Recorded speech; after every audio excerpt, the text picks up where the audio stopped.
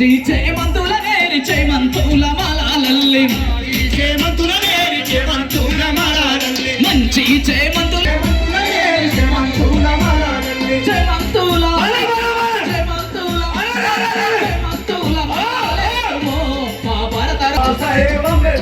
జోహార్లంటూ వేడుకొందుమో కుమారన్న మేలుకోవన్నా ఇంకా నిద్దురబోతలేదన్నా మనకు జరుగుతుంది అన్యాయము ఓరు దయ్యాలే కలిసి రావన్నా మనకు సండే కలిసి రావన్నా మనకు జరుగుతుంది అన్యాయము ఓరు దయ్యాలే కలిసి రావన్నా ఈ రోస్టర్ విధానాన్ని కూడా ఒక వేదిక మీదకి వచ్చి ఐక్యంగా ఉండి ఉద్యమాలు చేస్తే తప్ప మరి మాలలు ఉద్యోగులు జయమాల మేడి అంజన్న గారిని సభను ఉద్దేశించి మాట్లాడవలసింది.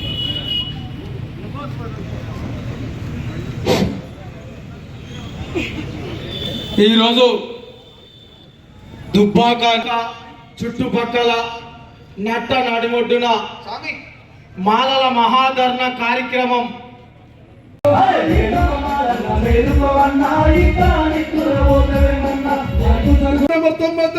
సవరించాలి సవరించాలి. వర్ధిల్లాలి మాలల ఐక్యత, వర్ధిల్లాలి మాలల ఐక్యత, వర్ధిల్లాలి మాలల ఐక్యత. జై భీమ్.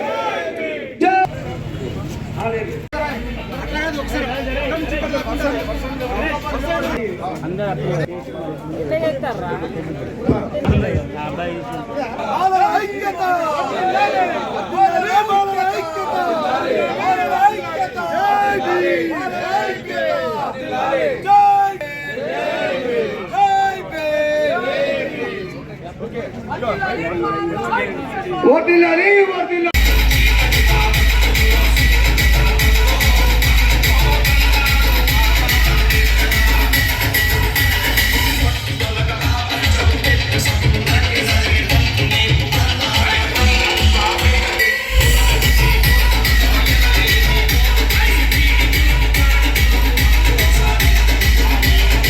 కోల్పోయే అవకాశం ఉన్నందున మనమందరం కూడా ఏకదాటి మీదకి రావాల్సిన అవసరం ఉంది.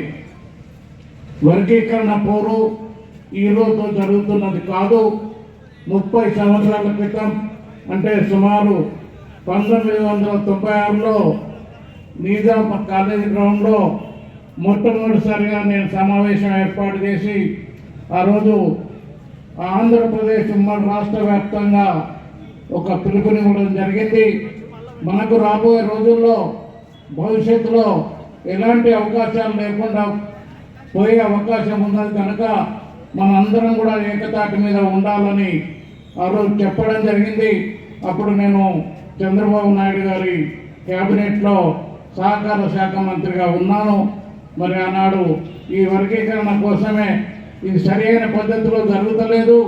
మరి మొత్తం సర్వే చేయించి ఎవరికి అన్యాయం జరుగుతుందో వారికి న్యాయం చేయవలసిన బాధ్యత మనందరి మీద ఉంది కనుక మరి ఈ వర్గీకరణను నేను వ్యతిరేకిస్తూ మంత్రి పదవికి రాజీనామా చేయడం జరిగింది.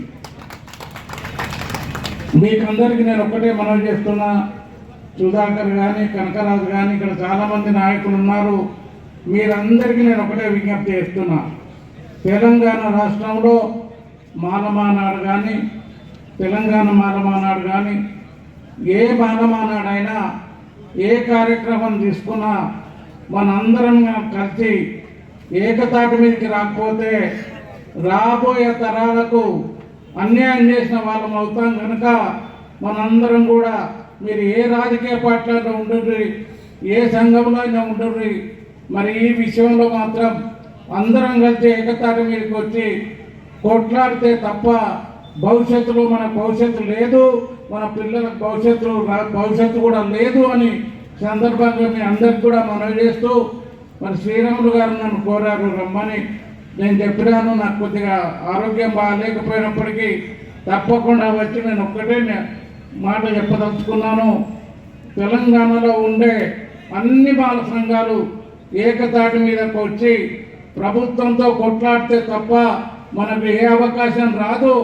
అందరూ కలిసికట్టుగా ఒక్కతాటి మీదకి వచ్చి కొట్లాడాలని ఈ దుబ్బాక గడ్డ మీద నుంచి మీ అందరికీ నేను పిలుపునిస్తున్నా. మీరందరూ కూడా ఏకతాటి మీదకి రావాల్సిందిగా మిమ్మల్ని అందరినీ ప్రార్థిస్తున్నా. 700 కిలోమీటర్ల అప్పుడు రావడం జరిగింది పాదయాత్ర చేసుకుంటూ. ఇక్కడికి రావడంతో భద్రాచలం కన్నా ప్రారంభమైన పాదయాత్ర ఇక్కడికి వచ్చినప్పుడు ఎందుకో ఫస్ట్ టైం ఇక్కడనే నా కాలు మెదికింది. నన్ను ఇక్కడ హక్కున చేర్చుకొని హాస్పిటల్కి అంటే వైద్యులు కూడా తీసుకొచ్చి ఇక్కడ దగ్గరుండి మళ్ళీ తెల్లారి ప్రోగ్రాం పోస్ట్పోన్ అవుతామని చెప్పి ఇబ్బంది పడతాం.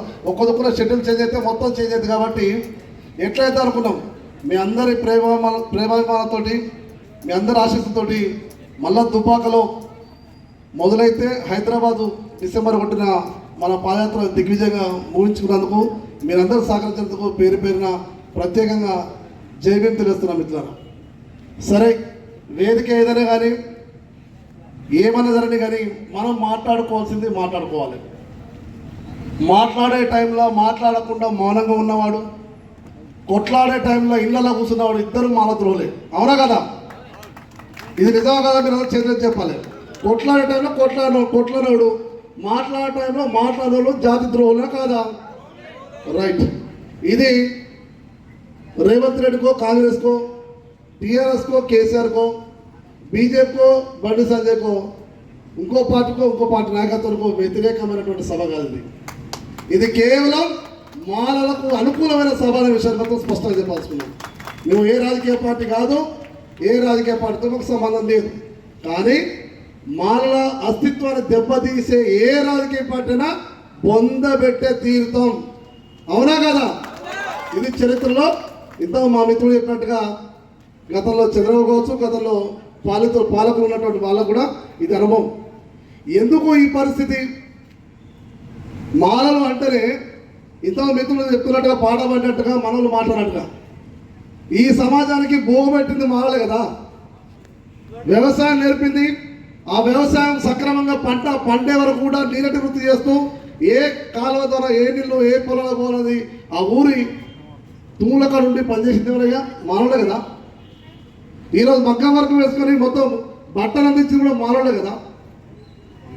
ఈరోజు చెరువులు తవ్వించేటువంటి అశోకుడు ఆ చెరువుల కింద ఈరోజు పంటలు పండుతున్నటువంటి ఈ సందర్భంలో నీరటి వృత్తి చేస్తున్న మానవుడు ఎవరు చూసినా మానవులే కదా. ఈ కాకతీయ సామ్రాజ్యంలో యుగంధరుడుగా ఉన్నటువంటి సేనాధిపతి యుగంధరుడు మన మాలే కదా. రేచర్ల రుద్రుడు మాలే కదా. పల్నాటి యుద్ధంలో కత్తి దూసినటువంటి మాల కన్నమనేడు కూడా మన మాలే కదా. ఈరోజు ఈ దేశానికి ఒక దిక్సూచి కావాలి. 80 ఏళ్ళు ఈ స్వాతంత్రం వచ్చిన తర్వాత ఈ దేశానికి ఒక దిక్సూచి కావాలి, దీనికి ఒక రాజ్యాంగం కావాలని చెప్పి ఆ రాజ్యాంగాన్ని అందించింది కూడా మన వాళ్ళే కదా. ఇంత త్యాగం చేసిన మనం ఈ సమాజంలో సాంస్కృతిక విప్లవంలో కూడా అంతేందుకు ఈ గడ్డ మీద అనేక కమ్యూనిస్టు పోరాటం జరిగినాయి. అవునా కదా? నక్సల్బర్ పోరాటం అవచ్చు, కమ్యూనిస్ట్ పోరాటం అవచ్చు, ఎర్రజెండా పోరాటం జరిగినాయి. ఈ ఎర్రజెండా ఉద్యమాల్లో కూడా కేజీ సత్యమూర్తి లాంటి వాళ్ళు, గద్దర్ లాంటి వాళ్ళు కూడా పనిచేసింది మనం మానలే కదా. అంతేందుకు ఈరోజు ఈ తెలంగాణలో ఈ మంత్రి పదవులు, ఈ ఎమ్మెల్యేలు, ఎంపీలుగా బుగ్గకారులు తినే వీళ్ళందరూ కూడా ఈ బుగ్గకారులు అందించింది మానవులు కదా. అవునా కదా? అంటే మాల తెలంగాణ ఉద్యమంలో పనిచేసింది ఎవరు? దొర పొయ్యిగూడెందని చెప్పింది ఎవరు? గూడాంజన్న. ఈ దొర పొయ్యిగూడెందని చెప్పి ఊరున ఆ సాంస్కృతిక విప్లవాన్ని తీసుకొచ్చినటువంటి గొప్ప నేత మన మాల వ్యక్తి కదా. గద్దరన్న గురించి తెలుసు కదా, సాయి చంద్ర గురించి తెలుసు కదా, మల్లెపల్లి లక్ష్మణ్ గారు తెలుసు కదా, అద్దంకి గారు తెలుసు కదా. అంటే తెలంగాణ ఉద్యమంలో ముందు వరుసల కొట్లాడిన వ్యక్తులు. ఈయన తెలంగాణలో 10 ఏళ్ళు కేసీఆర్ గారు ఉన్నప్పుడు మా దళితుల భూములు పోతున్నాయని చెప్పి కష్టపడి ఆ రోజు ఆ వ్యతిరేకంగా కేసీఆర్ని గద్దరించడానికి కష్టపడి తిరిగి మన అసెంట్ భూములు కాపాడుకోవడానికి ఉద్యమం చేసి ఆ ప్రభుత్వాన్ని కూలగొట్టి ఈరోజు ప్రభుత్వం ఏ ప్రభుత్వం అయితే ప్రజాప్రభుత్వం చెప్తుందో ఆ ప్రజాప్రభుత్వం రేవంత్ రెడ్డి గారు కూర్చున్నటువంటి కుర్చీ చెమట చుక్కలు ఎవరి? మాలే కావా? మన కష్టపడుతున్న కదా ఈరోజు ముఖ్యమంత్రి రేవంత్ రెడ్డి అయితే. కానీ ఇన్ని త్యాగాలు చేసిన కులాన్ని, ఇన్ని ఉద్యమాలు చేసిన కులాన్ని అంతెందుకు ఈరోజు ఎవరికే కష్టం వచ్చినా 59 కులాల్లో మనకు ఆయుధం ఉంది, ఎస్సీ ఎస్టీ అట్రాసిటీ చట్టం. ఎస్సీ ఎస్టీ అట్రాసిటీ చట్టం తీసుకొచ్చింది. కారంచేడు ఉద్యమంలో మాదిగలకు అన్యాయం జరిగినప్పుడు ఆ మాదిగలకు అన్యాయం జరిగినటువంటి కత్తి పద్మరావు కావచ్చు, బొజ్జ తారక గారు కావచ్చు, అనేక ఉద్యమ వీరులు పడ్డ కష్టానికే కదా భారతదేశంలో ఈరోజు ఎస్సీ ఎస్టీ అట్రాసిటీ చట్టం వచ్చింది. అది తెచ్చింది కూడా మాలలే కదా, ముందు వరుసలో పెడితే. ఇన్ని ఉద్యమాలు చేసి అన్ని రంగాలలో మాలలు ముందుండి అన్ని సమాజాన్ని మొత్తం కూడా చైతన్యవంతం తీసుకుంటానికి అన్ని రంగాలలో కష్టపడి ముందు పడితే ఈరోజు మాలల పరిస్థితి ఏందయ్యా? ఈరోజు బరాబర్ తిడతాం. మాలలకు ఏ పార్టీ అన్యాయం చేసినా, ఏ వ్యక్తి అన్యాయం చేసినా బరాబర్ గల్లకు బట్టి గుంజి రోడ్డు మీద నిలబెడతాం. ఆ రోజు ఎట్లయితే ఈ వర్గీకరణ మంచిది, ఈ వర్గీకరణ చేస్తేనే బాగుపడతామని చెప్పినటువంటి రాజకీయ పార్టీల నాయకుల గల్లాలు కూడా బట్టి రోడ్డు మీద గుంజే సత్తా మాలలకు ఉందనే విషయాన్ని కూడా స్పష్టంగా చెప్పాల్సుకున్నాం. ఈరోజు వీళ్ళు కరెక్ట్గా ఉంటే మనకి ఈ పరిస్థితి ఆపోను. పాలకులుగా వాళ్ళు ఉండి మన కష్టంతో వాళ్ళు పాలన ఎత్తి వాళ్ళు కుర్చీలో కూర్చున్న తర్వాత ఈరోజు మొత్తం కూడా ఈ చైతన్యం దెబ్బ కొట్టడానికి మాదిగ మధ్య విద్వేషాలు తీసుకొచ్చి 9 బెంచ్ తీర్పుతోటి ఆగస్టు 1, 2024 సుప్రీంకోర్టు జడ్జిమెంట్తో వచ్చింది. వర్గీకరణ చేసి వెసులుబాటు రాష్ట్రాలకు ఇస్తూ, అది కూడా ఎంపెరికల్ డేటా, శాస్త్రీయమైనటువంటి ఆధారాలు కనుక జనాభా లెక్కలు ఉన్నప్పుడు అందులో అసమానతలు ఉన్నాయి. అభివృద్ధిలో కూడా ఎస్సీలలో ఆ అసమానతలు గుర్తించి దాన్ని వర్గీకరించని చెప్పి సుప్రీంకోర్టు ఇచ్చింది. కానీ 2011 జనాభా లెక్కలు తీసుకున్నారు. మనం ఇప్పుడు ఉన్నది ఎప్పుడు 2026. 2011 ఎప్పుడు, 2026 ఎక్కడ? ఏ జనాభా లెక్క తీసుకోవాలి? ఆగస్టు 1, 2024 తీర్పు వస్తే 2025 లేకపోతే 2026 జనాభా లెక్కలు తీసుకొని వర్గీకరణ చేయాలనుకుంటే అది కూడా తప్పే. రాజ్యాంగ విరుద్ధమైనటువంటి అశాస్త్రీయమైనటువంటి వర్గీకరణ సిస్టమ్ అది. ఆ చేసిన వర్గీకరణ కూడా ఎట్లా ఇచ్చినాయా? 2013 లెక్కలు తీసుకున్నారు. ఆ లెక్కల ప్రకారం కూడా శాస్త్రీయంగా తీసుకోవాలి. ఈరోజు మా కడుపు కొడతానికి మాలల్ని ముందే వాళ్ళ జీవన విధానాన్ని విధ్వంసం చేయడానికి ముందే ప్లాన్ ప్రకారం ఆడ బీజేపీ అక్కడ కరెంటుగా స్విచ్ ఒకరు ఎత్తే, చంద్రబాబు స్విచ్ ఎత్తే ఇక్కడ బల్బు లెక్క రేవంత్ రెడ్డి వెలిగి ఈరోజు మన బతుకులు మొత్తం చీకటి పాలు చేసినటువంటి పరిస్థితి. వర్గీకరణ అయింది. కష్టమ లిస్టులో మన కొట్లాడడం వచ్చిన వర్గీకరణ తర్వాత 2025 ఏప్రిల్ 14 పెద్ద సమస్య వచ్చింది. మనం హైదరాబాద్ కేంద్రంగా ఏప్రిల్ 14 అంబేద్కర్ జయంతి రోజు గౌరవ ముఖ్యమంత్రి రేవంత్ రెడ్డి గారు తన ఒక జీవో తీసుకొచ్చిండు, జీవో నెంబర్ 99. ఆ జీవో తీసుకొచ్చి రోస్టర్ సిస్టమ్ మొత్తం తీసుకొచ్చిండు. ఆ రోస్టర్ సిస్టమ్ ఏంటంటే మనకు వచ్చినటువంటి రిజర్వేషన్ శాతాన్ని సమంగా ఆ కులాలకు పంచేదాన్ని రోస్టర్ అంటారు. ఆ వచ్చిన రిజర్వేషన్ని కింద పంచాలి, ఎవరి కులానికి మనకి పంచాలి. ఆ పంచకాడ కూడా ఆ లైన్ ప్రకారం కానీ ఆ లైన్లో కూడా మొత్తం డోకా జరిగింది. ఇంతకుముందు 16 నెంబర్ ఉన్నప్పుడు మనకు ఎక్కువ ఉద్యోగాలు వచ్చేది. ఉద్యోగ అవకాశాలు కావచ్చు, విద్యా అవకాశాలు కావచ్చు, మా మిత్రుడు చెప్పినట్టు ఉద్యోగం ప్రమోషన్ల అవకాశాలు కావచ్చు 16 నెంబర్ ఉన్నప్పుడు. కానీ ఇప్పుడు ఇసుకపోయి మన లెక్క పెట్టిళ్ళు 22 నెంబర్ కింద పెట్టిళ్ళు. మంచిగానే 22 నెంబర్ కింద పెట్టి 22, 41 ఇట్లా పెట్టుకుంటూ పోయి మనల్ని మొత్తం కూడా ఈరోజు ఆ 22 నెంబర్ కూడా మహిళకి ఇచ్చిళ్ళు. మహిళకు అంటే తక్కువ మంది చదువుకుంటారు కాబట్టి వాళ్ళు మహిళలు ఎట్లాగో అక్కడ దాకా రారు కాబట్టి ఆ 22 నెంబర్లు లేకపోతే నెక్స్ట్ వేరే నెంబర్ పంపించి 42 నెంబర్ పంపించి రోస్టర్ ద్వారా మనకు నౌకర్లు ఇచ్చే పరిస్థితి. మనకాడికి 22 నెంబర్ కాడికి వస్తారనే ఉన్న జాబులు మొత్తం పీక్తున్నాయి, ఒక్క జాబ్ ఉండట్లేదు. ఇప్పటి వరకు 14 నోటిఫికేషన్లు తెలంగాణ ప్రభుత్వం రేవంత్ రెడ్డి గారు ముఖ్యమంత్రి అయినాక నోటిఫికేషన్ ఇస్తే ఏ నోటిఫికేషన్లో కూడా మనకు మాలలకు ఉద్యోగాలు రావడం లేదు.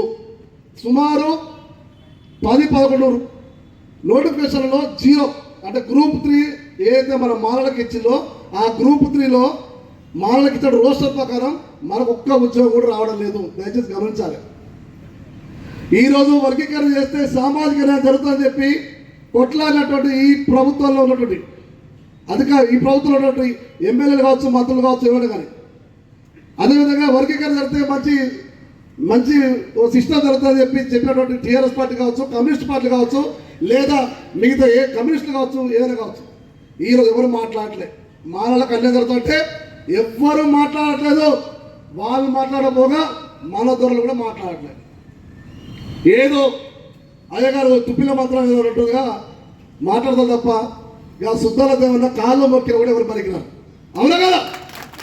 ముత్తాల గ్రామంలో త్యాగం ఉందో ఇంకా పీవీరావు గారు త్యాగం ఉందో మీ పదవులు ఎంత మీ బతికెంత అవునా కదా కనీసం మీకున్న పదవులు వదిలిపెట్టుకోవడం కూడా చేత కావట్లేదు ఉన్న 9 మంది ఉన్నారు కదా ఎమ్మెల్యేలు ఉన్నారు కదా ఎమ్మెల్సీ ఉన్నారు కదా మంత్రులు ఉన్నారు కదా రాజ్యం చేయండి బ్యాంక్ రాష్ట్రాలు ఎందుకు సవరించబడదా సవరించరా ప్రభుత్వం సవరిస్తుంది ఎందుకంటే నా ప్రభుత్వం కుర్చీకేసరేటట్టుందనే భయం వస్తుంది ఆ భయం మనల్ని పెట్టట్లే ఎవరికి వచ్చింది వాళ్ళు తీసుకున్నారు కూర్చున్నారు ఇక మేము మాట్లాడేటప్పుడు మాట్లాడకపోతే బాగుండాలిగా ఇక కొట్లాడేటప్పుడు కొట్లాడతారు కూడా సిద్ధంగా ఉండాలి కాబట్టి ఈ సిస్టమ్ ఈ రోస్టర్ సిస్టమ్ని సవరించాలి 20 లోపల రెండు ప్రాధాన్యత క్రమాలు మాకు ఇవ్వాలని చెప్పి డిమాండ్ చేస్తూ ఈ మొత్తం రోస్టర్ సిస్టమ్ ఈ వర్గీకరణ అనేది కూడా రాజ్యాంగ విరుద్ధం అంబేద్కర్ త్యాగాల పునాది మీద వచ్చినటువంటి ఏదైతే రిజర్వేషన్ ఆ రిజర్వేషన్ సిస్టమ్కే విరుద్ధం కాబట్టి దాన్ని సవరించాలని చెప్పి రోస్టర్ సిస్టమ్ సవరించాలని చెప్పి మొన్న నల్లగొండలో ఇట్లాంటి సభ జరిగింది అక్కడ మేము ప్రకటించినాం అయ్యా ఎక్కడ పుట్టింది ఆ జీవో సెక్రటరీలో పుట్టింది జీవో 99 అక్కడ సెక్రటరీలో పుట్టింది కాబట్టి ఎక్కడ తెలుసుకుందాం ఆడేడవుతుందిగా డైరెక్ట్ సెక్రటరీ ముట్టడి పెడదాం ఇక తాడోపడి తెలుసుకుందాం ఎక్కడైతే జీవో పుట్టిందో ఎక్కడైతే మానల గొంతును చిదిమేసే మానల భవిష్యత్తు లేకుండా చేసేటువంటి జీవ పుట్టిందో అక్కడనే ఆ జీవను చంపాలని చెప్పి ఈ నెల 31న జిల్లా సెక్రటరీ పిలిపిస్తున్నాం అని చెప్పి ఈ సందర్భంగా తెలియజేస్తున్నాం దానికి పెద్ద ఎత్తున సాగరిస్తున్నారు దుబ్బాక నుంచి ఈ సిద్దిపేట జిల్లా నుంచి ఈ ఉమ్మడి మెదక్ జిల్లా నుంచి పక్కనున్న కరీంనగర్ జిల్లా నుంచి వరంగల్ జిల్లా నుంచి వేలాదిగా తల్లి రావాలి మన ఆక్రోధన మన కష్టం మన కన్నీళ్లు మన భవిష్యత్తు మొత్తం కూడా రేపటి మన పోరాటం మీద ఆధారపడ్డది ఇప్పుడు కూడా మన మౌనం ఉంటే మన ఇంట్లో మన పుట్టిన పిల్లలకు పెట్టే అన్నం ముద్దలో విషం చుక్క కలిపి మన పిల్లల్ని మనం చంపుకునే పరిస్థితి మనం తెచ్చుకుంటున్న విషయాన్ని గుర్తు చేస్తున్నాం మిత్రులు వాస్తవం కాదా ఒక్కసారి ఆలోచించండి ఎందుకంటే ఇదే రోస్టర్ సిస్టమ్ కనుక నోటిఫికేషన్ ఇస్తా ఉంటారు మన గ్రూప్లో జాబ్ ఉండవు నోటిఫికేషన్ ఇస్తా ఉంటారు మాలలో జాబ్ ఉంటారు ఏమైతే ఈ టర్మ్ మొత్తం పోతుంది ఇప్పుడున్న ఈ పిల్లలు చదువుకున్న పిల్లలు అవుతున్నారో డిగ్రీ చేసినారు ఇంటర్ చేసినారు లేదా కోచింగ్ పోయిన పిల్లలు అవుతున్నారో వాళ్ళు ఒక తరం మొత్తం రేపు భవిష్యత్తు మొత్తం వాళ్ళు కూలీలుగా బయట ప్రైవేట్ ఎంప్లాయర్గా అవసరమైతే సంఘ విద్రోహ శక్తులు కూడా మారే ప్రమాదం ఉంది అంటే విరక్తి ముట్టి అంటే ఈరోజు మనం ఉన్నాం అంతో కొంత జీవితంలో ఉన్నాం ఈరోజు మనం కొట్లాడకపోతే రేపు ఒక తరం పిల్లలు మొత్తం కూడా నష్టపోతారు ఆ ఒక తరం అంటే చిన్న మాట కాదు ఒక కుటుంబంలో ఒక ఉద్యోగం వస్తే మీకు తెలుసు మీ ఇళ్ళలో చూసుకొని లేదా పక్క మీ ఊర్లో మీ గుడెల్లో ఇంటి పక్కన చూడండి ఆ ఇంట్లో ఒక ఉద్యోగం ఉంటే ఆ కుటుంబం మొత్తం బ్రహ్మాండంగా ఉంటుంది చూడండి మీరు మరి గౌరవం ఉంటుంది వాళ్ళ భవిష్యత్తు ఉంటుంది పిల్లల్ని మంచిగా వేరొకటి చదివిస్తూ ఉంటారు రేపు భవిష్యత్తు చూపిస్తూ ఉంటారు అంటే ఒక ఉద్యోగ కుటుంబం అనేది ఆత్మగౌరవం అది ఆ తరం మొత్తం ఆ కుటుంబం ఉన్నటువంటి వంశం మొత్తం కూడా ఆ ఉద్యోగాల మీద ఒక ఉద్యోగం ఉన్నప్పుడు ఆ ఇంటి మొత్తం ఉద్యోగాలు వస్తూ ఉంటాయి అదే ఆ సిస్టమ్ అంటే పెడతారు వాళ్ళు ఈరోజు ఇంట్లో వేల ఉద్యోగాలు మన కళ్ళ ముందు మహమైపోతూ ఉంటే మనం ఇంకా మౌనంగా ఉంటే ఎవరు మనం ఇక కొట్లాడకుండా ఇళ్ళ బట్టి ఉంటుంది మొన్నటిదాకా లెక్కలెప్పుడో ఎవరు మాలని చెప్పలే హైదరాబాద్ ఎవరు మాలని చెప్పలే లెక్కలకు వచ్చినప్పుడు మీ మాల కాదండి మీ మాల కాదు మన అధికారులు కూడా పాడుపడి కుర్చీలో కూర్చుంటే ఎంఆర్ ఆఫీస్ అయితే పోలీసు అవుతుంది వాడు మాల చెప్పుడు హైదరాబాద్ చెప్పకపోతే నువ్వు అధికారులు చెప్పకపోతే అవతలలో పట్ట తీసుకొని నీ తల్లి నేను పలా చెప్పి చెప్పబట్టాలి ఇంకా నువ్వు మాలని చెప్పుకోవడానికి సిగ్గు అయితే ఎందుకు ఆ బతుకు నువ్వు మాల అని చెప్పుకోవడానికే సిగ్గుపడే పరిస్థితి వచ్చినప్పుడు తన కడుపులో పుట్టిన 4 పిల్లలు ఒక్కొక్కరు చనిపోతా అంటే కడుపులో దుఃఖాన్ని దిగమింగుకొని నేను నా కుటుంబం చచ్చిపోయే పర్లేదు నా కుటుంబం వేరు పర్లేదు ఈ లోకంలో ఉన్నటువంటి అటాని కులాలు మొత్తం నా బిడ్డలే వాళ్ళు బాగుపడుతుందని చెప్పినటువంటి డాక్టర్ బాబాసాహెబ్ అంబేద్కర్ గారి ఆలోచన గుర్తుపెట్టుకుని అంటే ఆయన ఆత్మ ఘోష ఆలోచన అంటే నీకు నువ్వేదో చెప్పినప్పుడు అట్లాంటి త్యాగాలు ఎందుకు ఇక